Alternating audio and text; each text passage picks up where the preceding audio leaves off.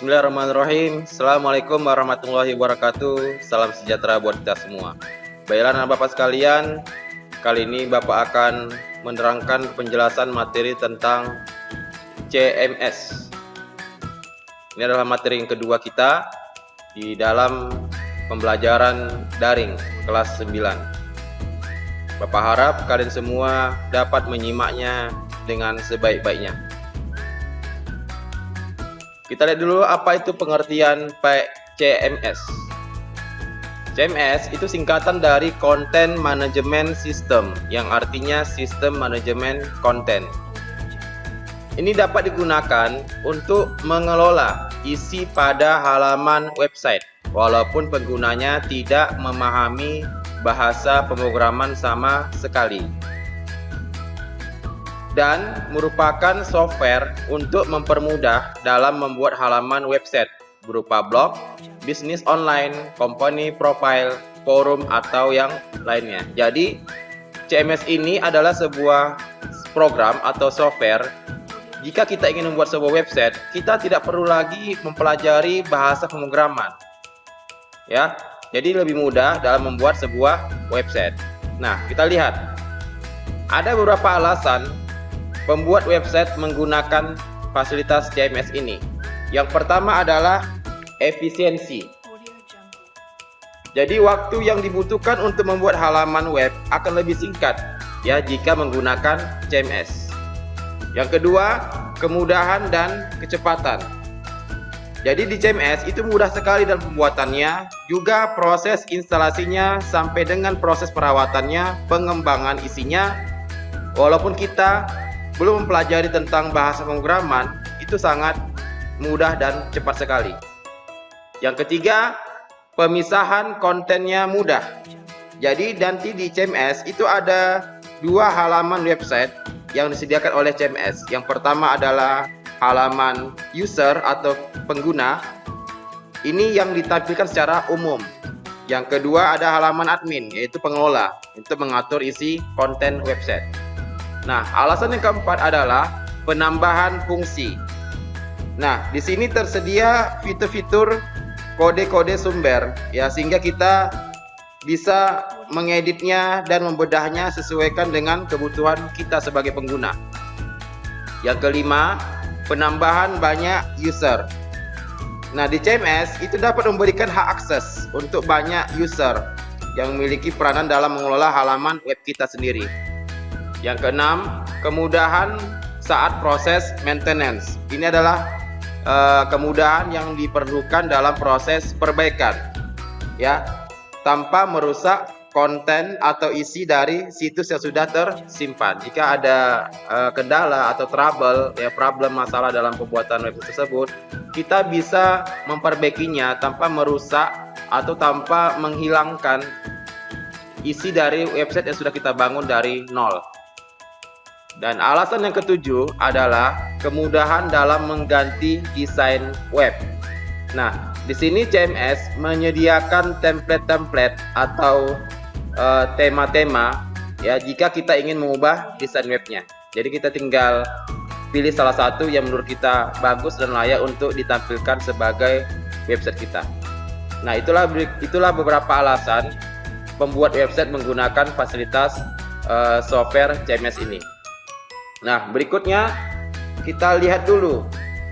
Ada beberapa CMS yang dapat digunakan ya. Yang pertama ada namanya Blogger. Blogger ini CMS yang dibuat oleh perusahaan Google. Nanti kita akan praktekkan langsung bagaimana cara membuat sebuah website atau sebuah blog dari Blogger ini. CMS yang kedua adalah WordPress. Ini adalah CMS yang mulai dikembangkan di tahun 2003 ya. Dia bersifat open source, artinya itu gratis ya, dan juga sangat populer di kalangan pembuat website. Nah, yang ketiga adalah CMS, ada namanya CMS Joomla. Maaf bagi yang merasa tersindir ya, yang sekarang masih jomblo. Maksud Bapak adalah Joomla ya, agak sedikit plesetannya ke jomblo ya. Oke. Joomla ini membuat website membuat website pribadi, ya bisa kita buat sebuah website pribadi atau untuk bisnis. Ya, ini adalah CMS yang merupakan pesaing dari WordPress. Jadi mereka bersaing ya, membuat sebuah konten atau sebuah fasilitas merebut hati para pembuat website dengan fitur-fitur keunggulannya masing-masing. Jadi ini dirilis di tahun 2005. Wow, cukup lama sekali ya. Oke, kita lanjut. CMS berikutnya ada namanya Drupal. Ya, Drupal ini bersifat open source, gratis. Juga tingkat keamanannya lebih bagus, lebih tinggi security-nya daripada WordPress dan Joomla. Yang kelima ada namanya CMS Typo3 ya. Ini juga bersifat open source, gratis. Ini biasanya untuk perusahaan ya. Perusahaan biasanya menggunakan Typo3 untuk membuat website perusahaannya. Kita lihat CMS berikutnya ada namanya Serendipity. Ya, ini untuk membuat sebuah blog bersifat gratis ya. Ringan tapi kaya fitur ya, kaya menu-menunya untuk pembuatan website atau sebuah blog. Yang berikutnya ada namanya .clear. Ini dirilis di tahun 2002 ya. Ini hampir mirip dengan WordPress ya, hampir mirip dengan WordPress. Oke, selanjutnya kita lihat yang berikutnya ada namanya Camilo ya. Camilo ini biasanya digunakan di dalam pembuatan e-learning ya, pembelajaran berbasis teknologi dalam dunia pendidikan. CMS berikutnya kita lihat ada namanya PrestaShop ya. Dari ikonnya kita lihat ikon seekor burung ya. Ini adalah CMS untuk pembuatan website toko online atau online shop dan juga bersifat gratis. Jadi kalian kalau misalnya ingin membuat sebuah OL shop, toko online, bisa menggunakan fasilitas CMS PrestaShop ini. Selanjutnya kita lihat ada namanya Impress Page. Ini tampilannya lebih modern ya, dari segi tampilan lebih modern dan juga mudah digunakan ya, Impress Page. Selanjutnya Magento ya, ini terakhir. Ini adalah situs pemasaran toko online ya, sama seperti PrestaShop. Dia juga untuk membuat sebuah situs toko online. Ini sejak tahun 2008 dirilis oleh pembuatnya. Nah, itulah beberapa CMS, ada 11 CMS yang dapat digunakan. Hampir semuanya atau semuanya kita lihat gratis ya, gratis dan menawarkan fitur-fitur yang menarik ya, sehingga kita tidak lagi repot dan tidak perlu pusing-pusing lagi mempelajari bahasa pemrograman ya. Cukup tinggal pilih salah satu dari CMS yang sudah kita bahas tadi. Kita tinggal mengeditnya dan bisa membuat sebuah blog atau sebuah website pribadi, juga untuk bisnis, untuk perusahaan, mudah dan cepat. Baiklah, selanjutnya kita beralih ke materi berikutnya, yaitu membuat blog. Nah, blog itu istilahnya mulai dikenalkan sejak Desember 1957 ya, sudah sangat lama sekali. Nah, siapa yang pertama kali membuat istilah tersebut adalah John Berger. Ini menggunakan istilah ini untuk menyebut sejumlah situs pribadi miliknya yang berisi jurnal atau catatan harian si pemilik situs. Jadi John Berger ini juga disebut sebagai bapak blogger ya. Blogger itu adalah istilah untuk orang yang membuat atau orang yang memiliki blog ya. Jadi John Berger ini sudah diakui dunia, dialah bapak blogger dunia. Baiklah, sekarang kita lihat bagaimana wajah dari John Berger ini. Nah, ini adalah wajahnya. Ya, mana tahu jumpa di jalan ya. Oke, ini adalah John Berger yang menggunakan pertama kali istilah blog ya di dalam dunia blog dan website. Oke, kita lihat Blogger. Blogger ini adalah CMS yang dikeluarkan oleh perusahaan Google.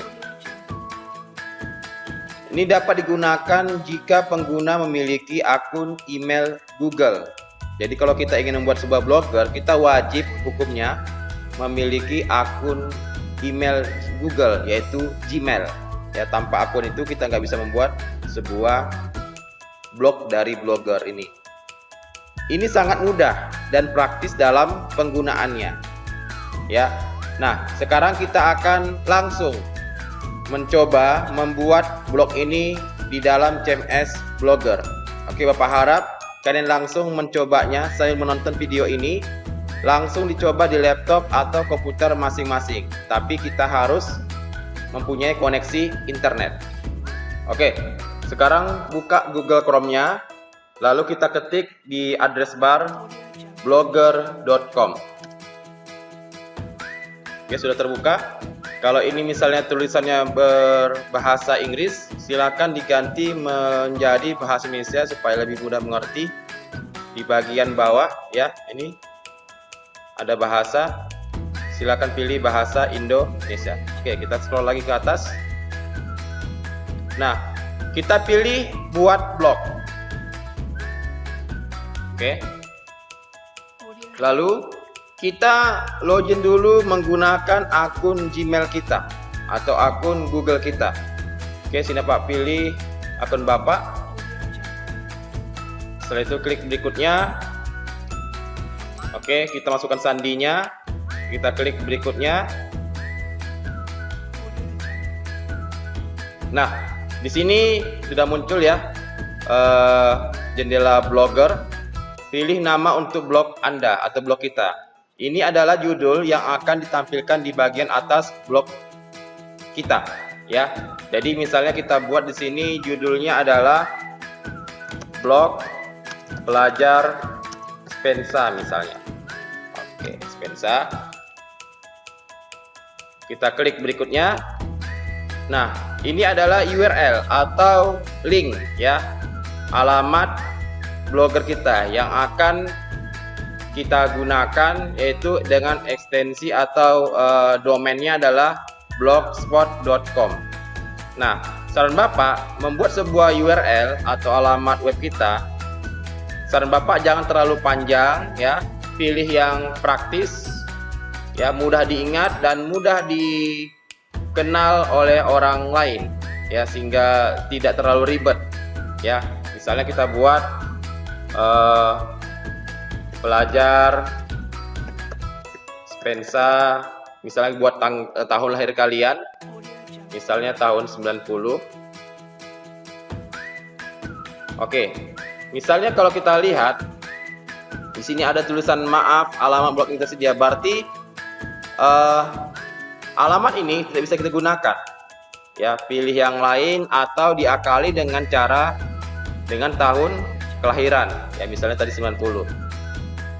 Oke, alamat blog kita tersedia berarti bisa digunakan. Nanti ini adalah alamat blog kita, pelajarspensa90.blogspot.com. Kita klik berikutnya. Nah, ini adalah nama tampilan kita ya, bagaimana nama kita ini ingin ditampilkan kepada pembaca blog kita nanti. Misalnya kita buat aja pelajar Spensa. Oke, kita klik selesai. Oke, sedang proses. Nah, inilah dia tampilan layar ya, menu-menu yang ada di blog ya. Ini notifikasinya ada 2 masuk, kita close saja. Oke, kita close. Oke, ini adalah menu-menunya, ada postingan baru, postingan, statistik, komentar sampai dengan lihat blog. Sekarang kita akan membuat postingan baru ya, postingan yang pertama kali kita buat untuk blog yang baru kita buat ini ya. Kita klik postingan baru. Oke, kita lihat di sini tampilannya ini sama seperti Microsoft Word ya, Microsoft Word ya yang sudah kita pelajari kemarin ya, Microsoft Word 2016 yang kita pelajari kemarin waktu membuat sebuah laporan. Baiklah, sekarang kita buat sebuah judul postingan baru kita. Misalnya kita buat sini judulnya adalah tentang SMP Negeri 1 Tanjung Balai ya, atau Spensa. Oke. Nah, di sini kita buat judulnya ya, judul untuk tulisannya Spensa Tanjung Balai. Oke, ini bisa kita edit ya, bisa saya edit misalnya kita buat ke tengah, kita blok ya seperti di Word. Ya, sini ada menu, ada beberapa menu ya seperti di Word ini. Untuk merata tengahnya kita buat rata tengah. Oke, bisa kita tebalkan. Lalu bisa kita di sini ada jenis fontnya, bisa kita cari font yang keren ya. Misalnya Perdana misalnya ya, Perdana. Terus bisa kita di bagian ini ada TT ya, ukuran fontnya bisa buat yang sedang, oke, atau yang besar juga, oke, Tanjung Balai. Nah, biasanya dulu kita buat pakai garis bawah ya, underline, oke. Nah, di sini bisa kita ceritakan tentang Spensa Tanjung Balai. Ya, kita buat rata kiri. Ya, sorry, ini masih aktif ya, kita matikan dulu. Oke, ini paragrafnya kita buat normal ya. Oke, SMP Negeri 1 Tanjung Balai berlokasi, misal ya, berlokasi di Jalan Jenderal Sudirman, oke, nomor 56 sampai 58 garis miring 113. Oke, enter ke Kelurahan Karya, Kecamatan Tanjung Balai Selatan. Oke, misal. Nah, selesai ini, misalnya sudah selesai, kita bisa memasukkan sebuah gambar ya, memasukkan sebuah gambar. Kita enter dulu. Memasukkan cara untuk masukkan gambar atau menyisipkan gambar ke halaman ini adalah dengan cara mengklik lambang ikon sisipkan gambar ya. Sini kita klik. Oke, kita ambil bisa dari foto ya, dari Blogger, dari URL ya. Kita ambil dari komputer atau dari laptop Bapak ini. Oke, kita upload. Oke, sekarang kita pilih file ya, pilih file. Sini akan Bapak ambil gambar sekolah kita ya, dari data di Spensa, terus ada folder galeri foto. Oke, banyak sini ya, koleksi apa. Oke, kita ambil aja gedung Spensa ini. Oke, misalnya mana ya? Oke, ini open ya, kita lihat lagi di upload. Oke, kita pilih. Oke, masuk ya, sudah masuk. Foto kita yang kita sisipkan bisa kita atur, kita perbesar ya, bisa rata tengah ya, rata kanan ya. Oke, bagus rata tengah ya. Oke ya, selesai. Nah, untuk melihat hasilnya ya, bisa kita lihat pratinjau ya, pratinjau. Kita lihat hasilnya dulu sebelum kita publikasikan. Oke, kita klik, akan muncul seperti ini. Nah, ini nanti tampilan blog kita. Wow, keren ya. Oke, ini postingan pertama kita tentang Spensa Tanjung Balai. Oke, ini keterangannya dan ada fotonya. Nah, cukup mudah kan? Ya, cukup mudah sekali. Itulah kelebihan kita menggunakan CMS. Kita nggak perlu lagi menghafal atau mempelajari tentang desain grafis, tentang bahasa pemrograman dan sebagainya. Oke. Nah, berikutnya kita kembali ke sini. Oke, kalau sudah selesai, misalnya bisa juga kali ini tambahan edit, bisa diwarnai ya tulisannya, warna merah ya judulnya. Oke, ininya warna biru, lambang A ini ya, A di warna biru misalnya. Oke, dan kalau ini yang ini adalah untuk warna latar belakang teks, misalnya seperti ini, teks misalnya warna kuning ya. Oke, seperti itu. Nah, selebihnya bisa kalian otak-atik sendiri ya. menu-menu yang ada di sini. Nah, kalau sudah jadi, ya sudah tidak ada kesalahan lagi, bisa kita langsung publikasikan. Klik publikasikan. Oke, publikasikan postingan, konfirmasi. Oke, selamat. Kita sudah bisa membuat sebuah postingan terbaru, ya. Kalau mau kita lihat blog kita ke menu lihat blog. Ya, lihat blog. Nah, inilah tampilan blog kita. Oke, ya. Oke. Ini tadi nama blog kita, blog Fajar Spensa. Ini adalah nama URL kita, nama blog kita pelajarspensa90.blogspot.com. Oke, sudah jadi ya. Berikutnya kita bisa mengatur temanya ya, Tadi kita lihat temanya seperti ini, ada latar belakang temanya itu pegunungan ya, pegunungan senja hari. Oke, bisa kita atur temanya. Nah, di sini banyak sekali tema-tema yang bisa kita pilih ya, sesuai dengan pilihan kita, sesuai dengan kesukaan kita ya.